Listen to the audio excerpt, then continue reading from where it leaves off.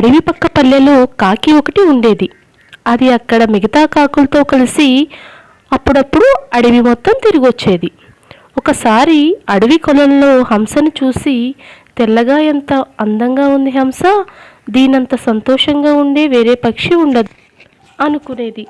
ఒకసారి హంస దగ్గరకు వెళ్ళి ఆ మాటే చెప్పింది. దానికి హంస, నేను అలాగే అనుకుని గర్వపడేదాన్ని, కానీ చిలుకను చూశాక నా అభిప్రాయం తప్పని అర్థమైంది.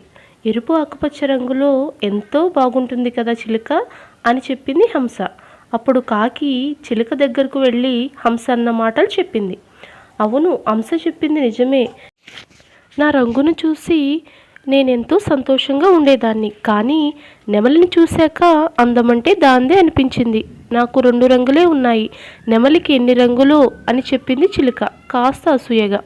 వెంటనే నెమలిని కలిసి మాట చెప్పాలనుకుంది కాకి. అడవి మొత్తం తిరిగింది, కానీ దానికి నెమలి ఒక్కటి కూడా కనిపించలేదు. ఒకసారి దగ్గరలో ఉన్న జూలో నెమలిని చూసింది. మనుషులకి నువ్వంటే ఎంతో ఇష్టం అంటూ పొగడ్తలతో ముంచెత్తింది. కాకి చెప్పిందల్లా విన్న నెమలి దీనంగా ముఖం పెట్టి, నా అందం వల్లే ఇక్కడ బందీ అయ్యాను. అడవిలో ఉన్నంత వరకు వేటగాడికి భయపడి దాక్కుంటూ తిరగాల్సి వచ్చేది. చివరికి వాడి చేతుల్లో చిక్కి ఈ జూలో పడ్డాను. ఇక్కడికి వచ్చాక కాకి కంటే స్వేచ్ఛగా మరొకటి లేదు కదా అనిపిస్తుంది.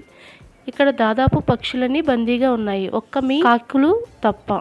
నేను కాకినయ్యి ఉంటే నీలా స్వేచ్ఛగా తిరిగేదాన్ని కదా అని చెప్పింది. ఆ మాటలు విన్న కాకి అప్పటి నుంచి మిగతా పక్షులతో పోల్చుకోకుండా హాయిగా జీవితం మొదలుపెట్టింది.